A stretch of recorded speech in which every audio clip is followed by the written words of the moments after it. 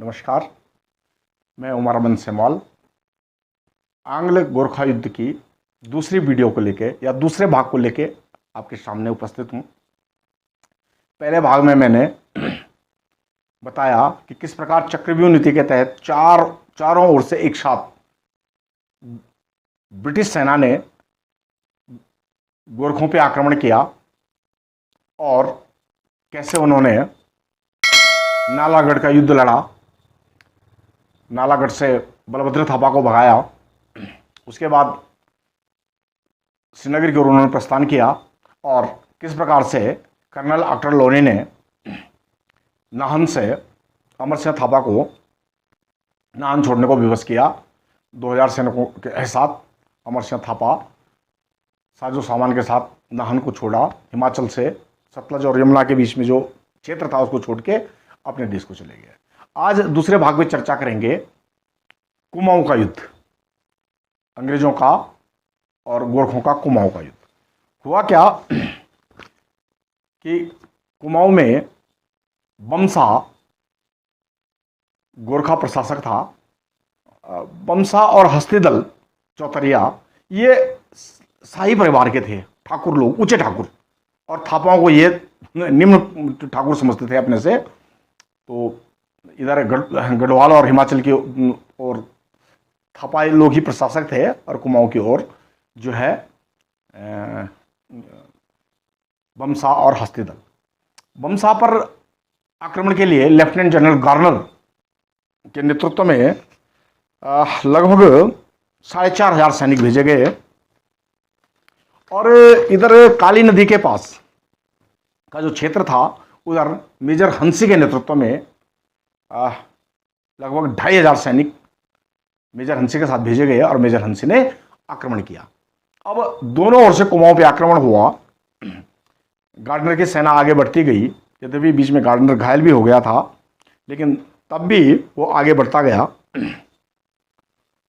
और कर्नल हंसी जो है गार्डनर को मदद करता रहा। अभी इधर क्या हुआ कि कर्नल हंसी ने हर्षदेव जोशी जो चंदों के वजीर थे उनसे संपर्क किया और हर्षदेव जोशी गोरखों के विरुद्ध तो था ही, तुरंत जो है मदद देने को तैयार हो गया अंग्रेजों को। और कहते हैं कि जब अल्मोड़ा में गोरखों ने प्रवेश किया, अंग्रेजों ने प्रवेश किया तो हर्षदेव जोशी साथ था, लेकिन इसी अभियान के दौरान वर्ष 1815 में हर्षदेव जोशी की मृत्यु हो गई और अंग्रेजों ने भी हर्षदेव जोशी के साथ वफादारी की और बाद में जब उनको राज मिल गया तो उन्होंने हर्षदेव के पुत्रों और भतीजों को पेंशन लगा दी। तो खैर कर्नल गार्डनर आगे बढ़ते गए और इधर मेजर हंसी भी लड़ते हुए आगे बढ़ते गए, लेकिन एक गोली लगने से, पैर पे गोली लगने से कर्नल हंसी घायल हो गए और वो जो शुभा बुमसा के भाई था हस्तिदल चौतरिया ने उसको बंदी बना दिया। और ये घटना जो आधुनिक पिथौरागढ़ की है वहाँ की है। तो खैर घायल हुआ तो इधर से गार्डनर को बमसा ने पत्र लिखा कि हंसी हमारी कैद में है और बिल्कुल सुरक्षित है। तो खैर अंग्रेज जो है युद्ध करते करते अल्मोड़ा के पास चले गए और चारों तरफ से अल्मोड़ा को घेर दिया।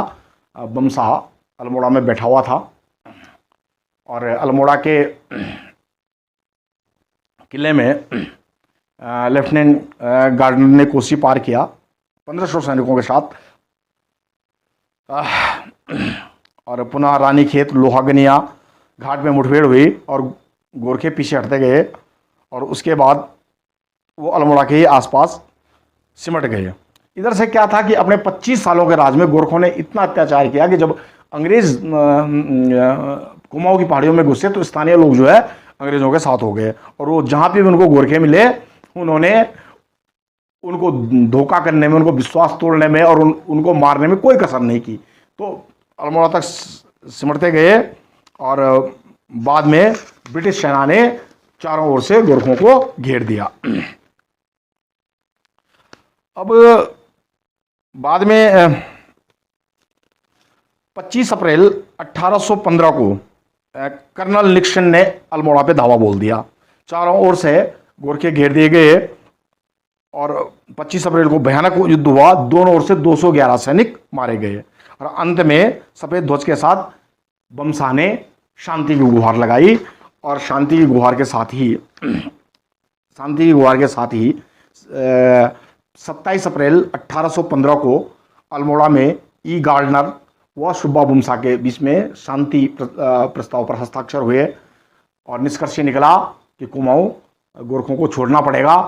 उनको विधिवत शांतिपूर्ण ढंग से काली नदी पार करके डोठी को भेज दिया गया और कुमाऊं में अंग्रेजों की सत्ता स्थापित हो गई। तो सत्ता स्थापित होने के बाद 3 मई 1815 को कुमाऊं के कमिश्नर मिस्टर टेल को नियुक्त किया गया।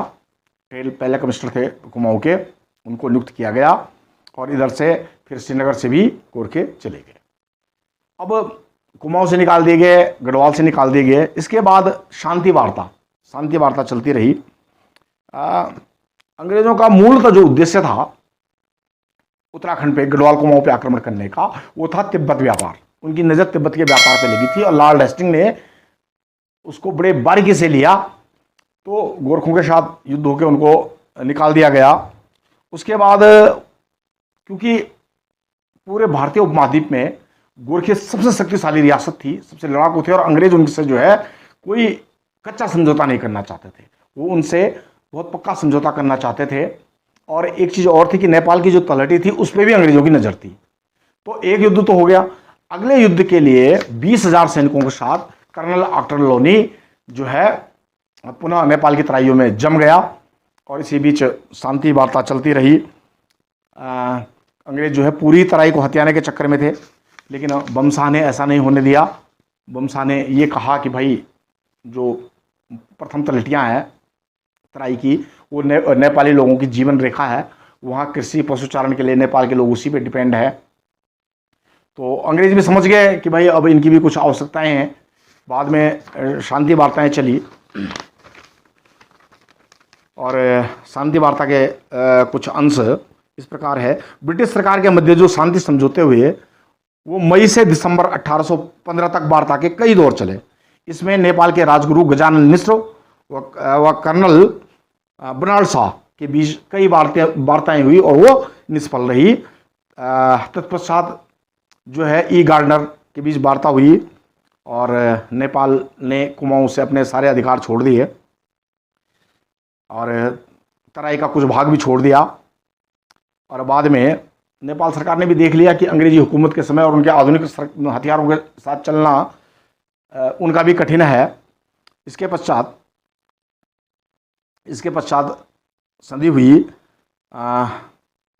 2 दिसंबर 1815 को गजानन मिश्र व कर्नल बर्नार्ड शाह के मध्य संधि हुई 2 दिसंबर 1815 को, और इसको 4 मार्च 1816 को नेपाल के राजा ने इस संधि पर हस्ताक्षर किए और एक मतलब स्थायी संधि हो गई। नेपाल के राजदूत ब्रिटिश सरकार के रेजिडेंट यानी राजदूत नेपाल में नियुक्त किए गए और सीमाएं बन गई। और उसके पश्चात आप पूरा इतिहास उठा के देखेंगे 1947 तक गोरखे और में कोई युद्ध नहीं हुआ। हम सभी जानते हैं कि गोरखा रेजिमेंट पहले ब्रिटिश हुकूमत में भी थी और आज भारत की सरकार में भी हैं। और सुना है मैंने कि ब्रिटिश सरकार में भी अभी भी गोरखे सैनिक रखे जाते हैं। तो उसके बाद जो संधि हुई वो स्थायी संधि हुई दोनों के बीच में।